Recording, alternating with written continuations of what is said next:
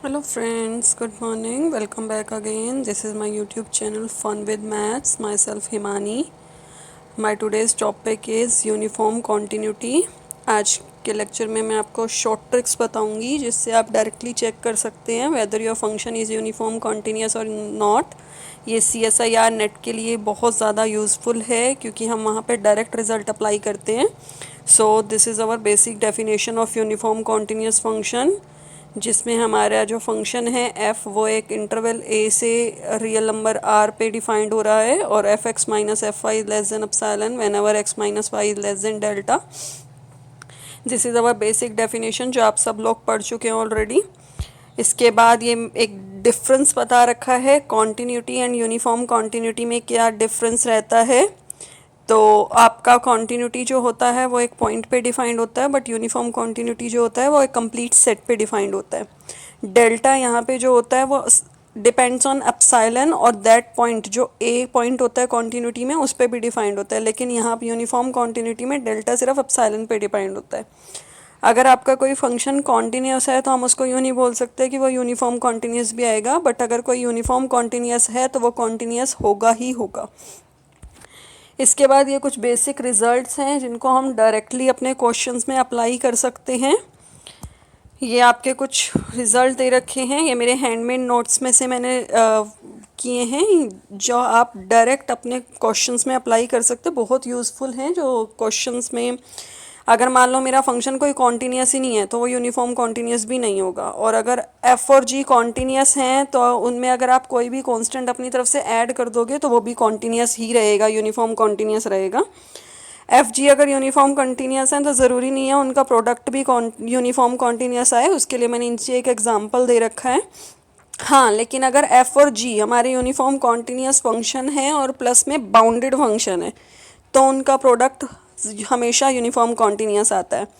अगर एफ़ और जी uniform continuous हैं तो उनकी कंपोजिशन भी यूनिफॉर्म कॉन्टीन्यूस आएगी. अगर कोई फंक्शन कॉन्टीन्यूस और पीरियोडिक फंक्शन होता है तो वो यूनिफॉर्म कॉन्टीन्यूस होता ही होता है. For example sine x cos x, ये जो ट्रिग्नोमेट्रिक फंक्शन होते हैं. इसके बाद अगर किसी फंक्शन का डेरिवेटिव बाउंडेड हो जाता है तो भी वह फंक्शन यूनिफॉर्म कॉन्टीन्यूस फंक्शन बन जाता है. ये भी हम काफ़ी क्वेश्चंस में यूज़ करते हैं. और सबसे इम्पॉर्टेंट रिज़ल्ट जो है वो हमारा 8th नंबर वाला रिज़ल्ट है कि अगर आपका फंक्शन जो है वो किसी एक पर्टिकुलर इंटरवल पे डिपेंड कर रहा है और आपको बोल रहा है चेक करो इस इंटरवल पे फंक्शन यूनिफॉर्म कॉन्टीन्यूस है तो यही है या नहीं है. तो कैसे चेक करोगे कि आपका जो लोअर लिमिट है उसकी राइट हैंड साइड और अपर लिमिट की left hand side limit exist करनी चाहिए और वो भी फाइनाइट एग्जिस्ट करनी चाहिए. इसके लिए मैंने आपको एक नॉर्मल एग्जांपल्स दे रखे हैं कि अगर मान लो कोई 1/x है उसको आप इंटरवल 0-1 पे चेक कर रहे हो तो वो यूनिफॉर्म कंटिन्यूस नहीं आएगा क्योंकि लोअर लिमिट जो 0 है इस पे आपका फंक्शन की लिमिट एग्जिस्ट नहीं करती. सिमिलरली साइन 1/x की भी 0 पे लिमिट एग्जिस्ट नहीं करती. तो ये बहुत इंपॉर्टेंट रिजल्ट है जिसको हम डायरेक्ट यूज़ कर सकते हैं. इसके बाद आपका एक फंक्शन अगर मान लो एक फंक्शन डिफाइन कर रखा है ए से आर पे और ए आपका कोई कॉम्पैक्ट सेट है, जैसे क्लोज्ड इंटरवल 0-1 दे दिया और कॉन्टीन्यूस फंक्शन भी है तो फंक्शन आपका यूनिफॉर्म कॉन्टीन्यूस हो जाएगा. तो इसको आप डायरेक्ट इंटरवल देख के चेक कर सकते हो. फॉर एग्जाम्पल अगर मान लो फंक्शन आपको साइन एक्स दे रखा है और इंटरवल क्लोज्ड इंटरवल 0-1 दे रखा है. अब क्लोज्ड इंटरवल 0-1 हमारा कॉम्पैक्ट हो गया और साइन एक्स हमारा कॉन्टीन्यूस है तो वहीं से हम डायरेक्ट बोल देंगे कि ये फंक्शन यूनिफॉर्म कॉन्टीन्यूस है. ये आगे रिजल्ट दे रखे हैं कि अगर मान लो हर इंटरवल पे आपका फंक्शन यूनिफॉर्म कॉन्टीन्यूस आता है तो उनकी यूनियन पे भी आएगा. यूनिफॉर्म कॉन्टीन्यूटी जो होता है वो बाउंडेड सेट को बाउंडेड सेट पे मैप करती है, कॉची सीक्वेंस को कॉची सीक्वेंस पे मैप करती है. तो ये आपके कुछ बेसिकली रिजल्ट हैं जो यूनिफॉर्म कॉन्टीन्यूटी पे डिपेंड हैं. अब हम इससे रिलेटेड प्रॉब्लम्स लेते हैं जो CSIR नेट में आई हुई हैं. आई होप आपको क्लियर हो गई होंगे ये सारी चीज़ें. अब इससे रिलेटेड हम प्रॉब्लम्स लेते हैं. So this is my first problem जो नेट 2016 दिसंबर में आई है पार्ट सी में. आपको चेक करना है कि इनमें से कौन सा फंक्शन यूनिफॉर्म कॉन्टीन्यूस है इस इंटरवल पे. ये आपको इंटरवल दे रखा है ओपन इंटरवल 0-1 पे. अभी अभी मैंने आपको यूनिफॉर्मली कॉन्टीन्यूस के कुछ रिजल्ट बताए हैं तो हम डायरेक्ट उन्हीं रिजल्ट का यूज़ करेंगे. जैसे मेरा फर्स्ट फंक्शन जो है a part that is my f x is equal to e की पावर एक्स. अब अगर मैं अपने इंटरवल को देखूं 0 1 पे, ना तो इस x जो है वो पावर में है, ना तो इसको 0 पे कोई दिक्कत है, ना इसको 1 पे कोई दिक्कत है। दैट मीन्स मेरा ये जो फंक्शन है ये यूनिफॉर्मली कॉन्टिन्यूस है। ठीक है, ऐसे ही जो सेकंड पार्ट दे रखा है एफ एक्स, दोनों पे इसकी लिमिट एग्जिस्ट करती है। एक्स जैसे दे रखा है सिंपली है तो दोनों पे इसकी लिमिट एग्जिस्ट कर रही है, 0 पे भी 1 पे भी। दैट मीन्स ये भी फंक्शन मेरा यूनिफॉर्मली कॉन्टिन्यूस फंक्शन है। लेकिन जो मेरा सी पार्ट मुझे दे रखा है वो दे रखा है 10πx/2। अगर मैं यहाँ पे 0 रख दूँ तो ये तो बन जाएगा 10 0। 10 0 0 होता है, उसके लिए कोई प्रॉब्लम नहीं है। लेकिन अगर मैं x की जगह 1 रख दूंगी तो 10π/2, और 10π/2 मेरा इन्फिनिटी होता है। दैट मीन्स इसका जो है वो 1 पे लिमिट एग्जिस्ट नहीं कर रही, और 1 पे लिमिट एग्जिस्ट नहीं कर रही तो ये फंक्शन यूनिफॉर्मली कॉन्टिन्यूस नहीं बनेगा। सिमिलरली जो डी पार्ट मुझे दे रखा है वो f x is equal to sine x दे रखा है। आप डायरेक्ट चेक कर सकते हो, साइन 0 रखेंगे तब भी इसको कोई दिक्कत नहीं है, साइन 0 0 होता है, और साइन 1 रखेंगे तब भी इसको कोई दिक्कत नहीं है। दैट मीन्स इस क्वेश्चन के हमारे 3 आंसर सही हैं, A B and D. I hope clear हो गया होगा।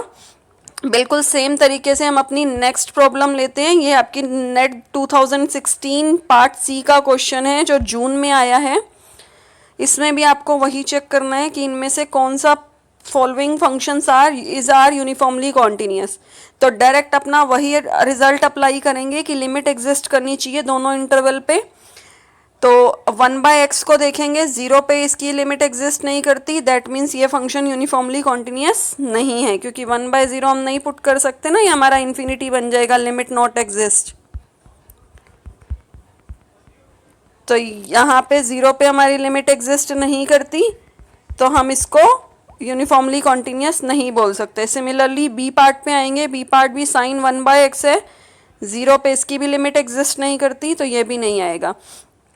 अब सी पार्ट को चेक करते हैं। सी पार्ट के आगे हमें एक्स फंक्शन और दे रखा है। अगर मैं वैसे देखूं तो 0 पे इसकी, अगर मैं मान लो यहाँ पे एक्स नहीं होता जैसे बी पार्ट में दे रखा है, तो इसकी लिमिट एग्जिस्ट नहीं करती। लेकिन आगे मेरे को एक्स पार्ट दे दिया और पीछे एक बाउंडेड फंक्शन दे दिया। साइन जो है वो एक बाउंडेड फंक्शन है, तो मैं इसको मॉड एक्स साइन 1/x करके less than equal to mod x कर सकती हूँ। इसको ऐसे लिख सकते हैं। अब अगर मैं इसको इंटरवल पे चेक करूँ तो 0 इंटू में एनी बाउंडेड फंक्शन वो फाइनाइट फंक्शन 0 आंसर देगा, और 1 इंटू में साइन 1 वो तो होता ही है। दैट मीन्स ये मेरा फंक्शन जो है ये मेरा एक यूनिफॉर्मली कॉन्टिन्यूस फंक्शन है, क्योंकि 0 इंटू में कोई भी बाउंडेड फंक्शन जो होता है उसका आंसर 0 ही आता है। ठीक है, आई होप ये क्लियर हो गया होगा। डी पार्ट देखेंगे तो डी पार्ट मेरे को दे रखा है साइन एक्स अपॉन में एक्स। हमें पता है अगर हम लिमिट चेक करते हैं, इस पर लिमिट लगाते हैं एक्स अप्रोचेस टू 0, तो साइन एक्स अपॉन एक्स की वैल्यू क्या होती है 1। दैट मीन्स ये 0 पे डिफाइंड है, और 1 पे तो हो ही जाएगा क्योंकि 1 तो है ही नॉर्मल फंक्शन। दैट मीन्स इस क्वेश्चन के मेरे 2 पार्ट सही हैं, सी और डी, जिनके दोनों इंटरवल पे लिमिट डिफाइंड हो रही है। आई होप आपको ये क्लियर हो गया होगा। तो ऐसे हम शॉर्ट ट्रिक्स अप्लाई करके डायरेक्ट अपने फंक्शन को चेक कर सकते हैं कि वह यूनिफॉर्मली कॉन्टिन्यूस है या नहीं है। तो अगर आपको कोई भी डाउट रहता है तो प्लीज़ कमेंट बॉक्स में टाइप करके बता दीजिएगा। And thank you so much for this session. Please like and subscribe my channel fun with maths.